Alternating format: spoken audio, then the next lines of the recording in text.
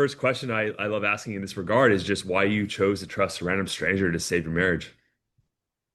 Uh, yeah, trust is the right answer because, I watched your stuff on YouTube, and the minute you hit into a paywall, you start to question, is this legit? I was nervous that it was a scam and that I was going to get scammed. Obviously, it wasn't. I'm really grateful for that. But um, no, it was watching your videos um, and just a lot of the stuff that you talked about really resonated. I do a lot of I listen to a lot of podcasts and read a lot of books and study leadership and Jocko Willink. I'm a big fan of Jocko Willink, and you talked about extreme ownership. And so, after a while, it just became apparent that this is probably legit, and I could probably learn a lot and continue to grow personally, and that personal growth would help my marriage. And so that's why I ended up pulling the trigger. There was just a lot of common ground that I felt like we had, and the message Yeah, that you shared. a lot of kind of we don't have to be, I'm sure we can talk about Jocko a lot, and we'll talk about stream ownership, I'm sure, is one of the things that you did. But yeah, it's like that philosophical underpinning of like, oh, okay, he agrees that ownership is important. Like we have the same, because when you can see that I look up to a guy that you look up to, there's like, oh, there's probably a lot of common values between us. Yes, Yeah, definitely. makes sense. Makes sense. What was actually for a lot of guys, it is one conversation or something the wife said, but what actually happened in the marriage where you're like, oh wow, like I need to actually take action on this. Yeah, the my wife has been threatening divorce for a number of years, and we've had like two or three conversations where she's told me like this is it. And the most recent felt a lot more serious, and that was in December of 2024. And but when she said with I think the reason that it felt so different is because it wasn't angry. It was like destitute, sad, hopeless, and that it just felt different when she said that. And that's around the time, I think it was shortly thereafter, February sometime around there, that I came across your videos on YouTube and started watching those YouTube videos. Mhm. And I started to realize that there were a lot of changes that I should make to become who I need to be, which would in turn help her feel better. I do. Everything that we've talked about, I felt like I could apply it to myself. I'm not so much a nice guy, but I'm very much logic. Like anytime she would bring something up, I would logic my way through why she's wrong and why she's mistaken or why she's mischaracterizing. Um, anyway, so that conversation, I'll say in December of 2024, was the catalyst for me realizing like this is I'm not doing something right here. This isn't working. And then I found your videos, and that's where this journey started. Do you care to share from her perspective why she was making the decision that she was making? I think that from her perspective, it was a combination of us not being on the same page as a couple, but I think that the real strong deciding factor for her was my parenting with our oldest son. And and that parenting, I look back on it and I think, man, sure wish I could have done some things differently. Our oldest son is 15 right now, so it's not too late, but there's a lot of problems that I caused in an effort to do something right, parent well. I was far too demanding, far not loving enough. And now, even still, this is definitely the biggest point of friction that we come up against is anytime there's conflict between me and my son, regardless of whether I'm doing something that an outside observer might think, oh, that's totally normal parenting. the baggage that was created, that I created early on, um, is hard for her to take. And so I think that that parenting dynamic was the reason that she finally said, this is over. She felt like she needed to protect him and our other kids, but mostly him. And I think that dynamic was really why she was thinking like, this is legitimately over. I can't do this anymore. Yeah. Less us and more me and him. But that caused stress on herself, is what you're saying over the years, the constant conflict between how you guys wanted to parent your oldest son. Yeah. Okay. Yeah. After going through the program, do you realize that there was other things going on that maybe she couldn't articulate? Like, oh, this probably caused her to also feel disconnected and this and this and this.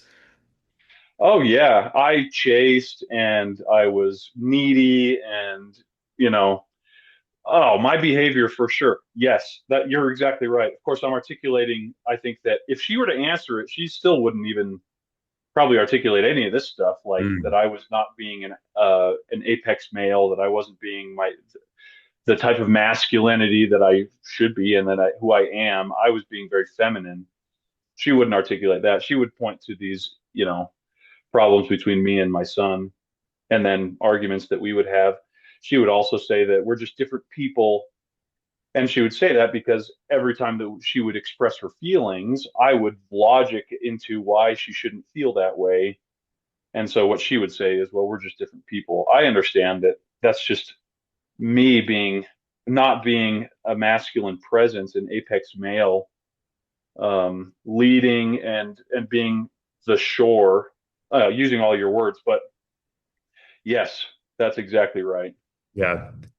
And it's not that you can't use logic in a communication and relationship. It's just when you use it, right? And a lot of guys tend to use it when she's being emotional, and that's when there's like oil and water, right? So it's like it's understanding, calming her down, having presence with her and attunement, getting her to like regulate her nervous system, and then she's open to seeing clearly your perspective and the logic behind it. And so I just really want to emphasize that point because it's not like you can never use logic. It's just like in those moments when she's emotional, it just makes her feel like, oh, you're dismissing how I feel right now, right? Oh yeah. Let me say this too. When I was at BYU playing football, Coach Mendenhall had us take a personality test. And I'm trying to remember which one it is. It's one of the ones with the colors red, yellow, green, blue. Might be disc, Green is maybe. logical. What was it? Maybe disc assessment, maybe. It could be the DISC assessment. I've taken Yeah. a number of them. Yeah. But this one stands out to me because it specifically tells you how do you behave when things are normal and then how do you behave when Uh, stress goes up. I see. And when stress goes up, I go like 100% Haywire, yeah. green, logical. Yeah. And I mean, that's exactly the wrong thing to do in those moments where, Yeah. with my wife, when she's feeling emotional. For me, stress is going up and I become logical and less understanding of her feelings and less of who she needs me to be. Right. And just one more way to really hammer this point home is as a visual, it's like when you go logical, where do you go? Your where does your attention go? It goes into your head, right? Yeah. And Yeah. when you go into when your consciousness or your awareness is going into your head, she feels disconnected from you because you're not connected with her, right? And a lot of guys don't realize that it's actually that form of it's called intellectualizing in therapy. So if someone talks about like, oh yeah, my father used to beat me and he did it twice a night. It was about 5 minutes every night. It's like they're using logic to displace how they feel. Right. And so that's why it's like that's why logic also doesn't really have an efficacious result, an outcome when you're kind of doing it in that moment. Yes. Yeah. That's exactly right. Because she needs to feel connected to you when she's in that emotion because she's seeking connection maybe through a negative means. When I say negative, because that's a lot of guys' interpretation, but to her, I'm feeling this way. I don't care what the damn emotion is. Like you need to connect with me on this, right? So, anyways, that's a really good point, and because a lot of guys do struggle with that, whether they're in the nice guy paradigm or not. Nick, it's a yeah, we all use logic. Most men are logically minded. So, Yeah. so before we break down more things that you did along the way, where are you at now in the marriage? Yeah. Things are really good. It's still a challenge. And okay, so let me give a little bit of history and then get to your answer. Um, I joined the military in 2016, and when I went to basic training, she was also pregnant. Oh, wow. And when I got back from basic training, shortly thereafter, we had our third child, and she, Krista, my wife, um, started to have postpartum depression. Now, how much was postpartum depression? How much was the stress of having three kids? How much was me being, whatever? There's so many combinations of elements that could have resulted in this. But what happened was she was very depressed. She ended up getting onto SSRIs, and she's been taking those meds for a number of years now. And when I started this course, one of the things that I started to believe is maybe she's not as depressed as I thought she was, and she thinks she is. Maybe this is all just me not being who I need to be. And over the last few months, I've started to try to talk to her about, I wonder how you might, do off of those meds. And I know that it takes some time to get off of those, but I wonder if that's something that you might be interested in trying. And this was after obviously she's acknowledged things are going really well. She's starting to trust, and she does trust that things have turned a corner in our relationship. So she's coming off of those meds, and at the same time she went to the doctor, and it appears as though perhaps she's in a perimenopausal phase, which is challenging as well. And so there are really strong swings in emotion that happen for her, and they happen a little bit erratically. They're not quite as predictable. When those happen, most of the time, um, we're able to navigate that pretty well. But she really starts to feel hopeless and bad, and then anything that happens, if there happens to be a conflict with our 15-year-old, which you can imagine, a teenager, this happens, that becomes a huge problem. And so that's where we are right now. I guess I'll say in general, we're in a really good place, but we're also going through a really challenging time. And I'm trying not to blame or say this is because of the things that she's going through, but the reality is she's going through some difficult things right now. Sure. We are together. Yeah, and I would love to separate those two and talk about them both individually. So let's start with all the good stuff, and then we can get to more of the stuff to how to work through. So, like overtly, like what are the positive signs that things are going well? She is 2 days ago. She said, I said we should go on a date, and she said, yes, let's go on a date. I have this idea, and she was like, she had already been thinking about us going on a date, so that's just an indicator. Um, the positive times are far more long lasting, negative times far shorter. It used to be that we would have fight compounding after a compounding fight that just would we would never be in a state of happiness. It would always be either recovering or getting into another problem. That is no longer the case. It's like always good and then moments of bad. And when that bad happens, it's not like doesn't ruin the week or the next 2 days. It's we're able to deal with it and move forward fairly quickly. Nice. Um, What would you say is the biggest win in the whole entire program for you thus far?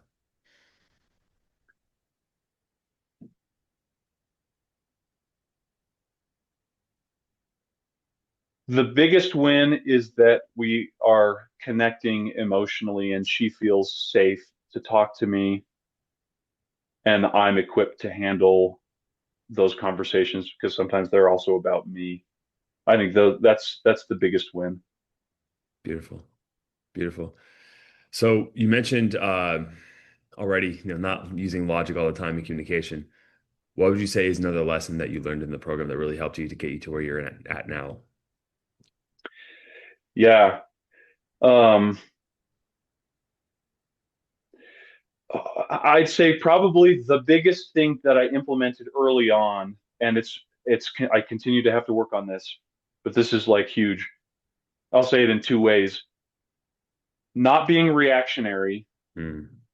not being reactionary. That's huge. And along with that, trying to build space between my emotion and my action. And the way that translates for her is that I'm stable, that I'm calm, that I'm just a masculine presence that she needs. That has been huge, huge for me. So Nick, for a lot of guys, that's probably the number one skill that has the biggest dividends on shifting how their wife feels, making her feel safe again because they're not reacting, getting dismissive. So we know that's true, but for you personally, how are you able to increase that capacity and that skill? Well, it's going to come down to sets and reps, mindfulness. Fair enough. Here's one thing. Here's one thing that I did when I went to basic training. Yeah, I told you I was an offensive lineman. I'll try to make this quick. I know that we have a lot Take, going no, on. take your time. When I played offensive line, I was big. I was over 300 pounds, 320 pounds, 330 when I was at my biggest. To join the military, you can't be that big. So I lost some weight successfully, 15 pounds or so that I could get into basic training. And this was like 10 years after I had already graduated. So this was the time. But finally, I did that and I was able to join. And when I was at basic training, it was easy to lose weight. So easy. And I realized that it was because the environment changed. And when the environment changes, you can just be a different person Yep. than you are in your other environment. Mhm. So when I started this was actually in the summer. I started to think, okay, I need to change my environment so that I can be the person that I want to be and not be affected by this same environment. This is really hard to do because we live in the same house, we have the same routine. It's very difficult. But one of the things that I did was I thought, all right, well, I've been using the same cologne since we got married, and because I bought this giant bottle of it, and I thought, what is a masculine scent? This probably sounds stupid, and ultimately, it doesn't matter what it is. I think it's just the environment that it created. And I decided a musk. A musk is going to be the scent that I need. I shouldn't do something flowery or citrus or anything like that. I need a musk. And I told my wife, I'm going to get a new scent. And she was super excited and she wanted to help me, but she kept choosing these scents that were not musks. And I told her, I'm not going to do that. We're going to do a musk. Anyway, I ended up getting Sauvage and I started to put that on. And that scent, because it's so always present, I would get wafts of it every once in a while throughout the day. I think that really helped me feel like I was in a different environment. And I used that as a reminder. So it wasn't so hard to remember in a moment that's stressful how I need to behave. I need to behave like this man that I am aspiring to be. I think that was a big part of it. But, you know, I'll say mindfulness, all of that. But this scent thing really helped change my environment enough to make a big difference for me. Sure. Yeah. So there's lots of different factors that can go into changing your environment, changing your identity, right? And so it sounds like what you did is like you took all the course material and the understanding of like this guy you want to be, and that was almost like a trigger reminder. Whenever you had Mm-hmm. that smell, like you connected that with like this mental archetype of like this guy who is calm and being able to like stop yourself. Is that is that correct? Yeah, very much so. And because you're wearing it, I'm not even thinking about it, but that scent happens so often throughout the Yeah. day that you get these constant reminders. It was helpful. Nice, nice, nice. What would you say is probably one of the most powerful lessons, unless you already said it, you could say another one that you learned that was useful to help you? Understanding what is masculine and what is feminine, Mm, and especially what is feminine and why that's good. I well, why it's good is because it's feminine. It's not that it's not like what I think should be right. Going back to logical versus emotional, because emotional, my wife being very emotional doesn't come naturally to me. That It's easy to feel like this is wrong. This it Yeah. doesn't make sense. Right. Once I understood that this is her being feminine, and the way you complement that is first agree. You said in one of your videos, it's like getting what was it like getting mad at the sun for coming up or something. It just is. This is who women are. So don't get mad at that. You should love that. You should look for the virtue in that because that's what they who they are, and that's divinely appointed. Yeah. Once I understood that, it became so much easier in those moments to be like, all right, she's not doing anything wrong here. I can see that she's just being a woman. She's being her feminine self, and Yeah. I want that. I want her to be that. It's I think the story I tell is about the birds singing, and I got mad at the birds for singing. Yeah, yeah, yeah, yeah. Yeah, but yeah, just to add on to your point, it's funny because I had that epiphany years ago where it's like the qualities of women that we love, the other side of the coin is the ones that we hate, right? And so an example of that is, and women are, they're held accountable for this too because like they love an ambitious man, but they don't want a man to work all the time, right? Yeah, yeah, But like yeah. for back to us, it's like we want a woman who's happy and joyful and like, vibrant, but yet that happy emotion and expression of emotion on the other side will be equally as like damning and negative when she's feeling negative, right? And so it's like, okay, this is all of her. And that's why if you want to go into parts work, which I won't get into too much, but if you love one part of a woman and you despise another, she feels not accepted, right? She's gonna be like, oh, he doesn't love me for who I am. He needs to love all of me. Obviously, there comes boundaries with that. We talk about boundaries, right? But yeah, there's an element of that for sure. And so that simple reframe is so powerful, right? Because Nick, it's like when she's complaining, you hear a lot of guys that are new into the program, like, oh, my wife was like jabbing me last night. She was poisoning me. She was doing this, that, and they'll use the most vicious words for her tests. And then when you reframe it as a test, like, oh, dude, she just needs to connect with you. She needs you to be stable. She needs you to lean in instead of close down. That one perspective shift changes everything. Yeah, exactly right. And not only is she jabbing you, she's actually inviting you to to connect. It's like the opposite. Yeah. Yeah, yeah. Well said, man. What about extreme ownership? So, did you see how maybe was there some areas of your life where you were displacing ownership and then you started to take accountability for that? Yeah, well, just understanding what it means to be a leader to your wife. Um, I still kind of I'm trying to figure this out a little bit. One of the things that Jocko talks about is leadership is leadership. It doesn't matter if you're in a company or in your family or in a friendship. Like a Yep, leader is a leader, and the principles are the same. that's right. Um, it's it's just, but he also mentions that um, because family relationships are so there's heightened emotions involved, it can be very difficult to stay in the frame of how a leader should behave.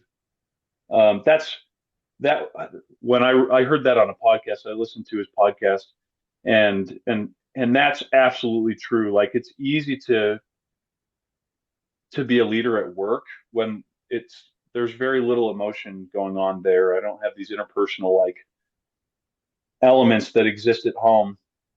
And then when I come home, that those emotions, the fear, you want your kids to grow up and be good people. You don't want to be embarrassed by their behavior. You want there's just a lot of emotion that goes into being a family as opposed to a leader at work. So yes, I was not taking ownership over being a leader in my home. I was Instead of that, I was being a tyrant because I felt like, well, I just need to control this situation. But in so doing, I was losing control of everything.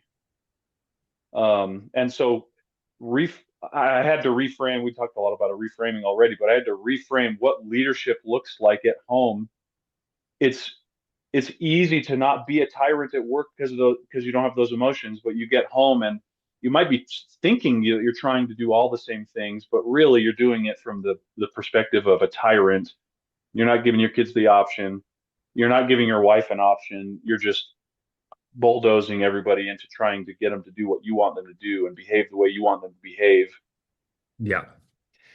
Yeah, and like it when we say it, Nick, it like I don't know to you. I mean, to me, it's like it sounds so easy. So I just see things differently. Like it's a big deal. But I looked at this quote right now. It's from Wayne Dyer. I don't talk about him a lot, but he's amazing. He says, "If you change the way you look at things, the things you look at change."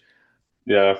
And that's what changing yourself is. And when you change yourself, you change your outcome, right? Like that's what it is. And this is why I like to use analogy with football is like you can have the same exact players, and then you bring a new coach into the program and it's like the team can get a lot better or a lot worse depending on the coach, the head, right? And so and he runs things, right? So it's like that one shift in changing the way you see things is everything. And so it's just like identify the hard part is like it's simple but not easy, right? It's like you have to identify, oh, how am I seeing things wrong? How's that leading to a negative outcome? And then how should I see things based on patterns that I've personally seen that I give you guys? And then you get new results and you compound that over time. That's what creates the result. Like if we want to simplify everything down to its base component, right? Like that's what it is.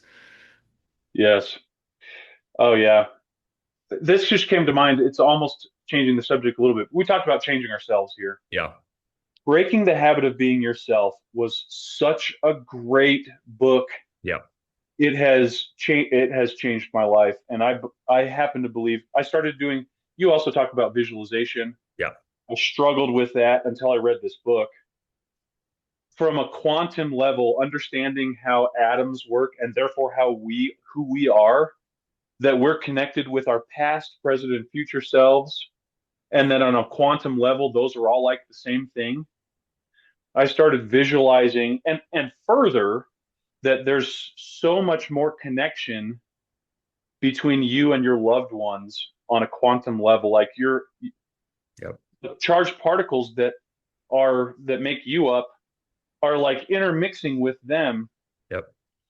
I brought that perspective and that learning into the paradigm that I have as a religious person, and I believe that this is part of how our Heavenly Father works through prayer and and meditation, or prayer and pondering, is seeing ourselves have and faith also. Faith is the evidence of things not seen.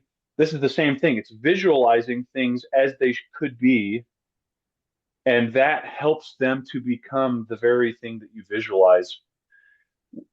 I I'm not going to get so far into it, but I have some career things that have occurred recently that I think are very closely related to this visualization Mm, exercises that I've been doing, and mm. certainly my relationship with my wife and family. And that book like opened my mind up to a whole world that I didn't realize existed.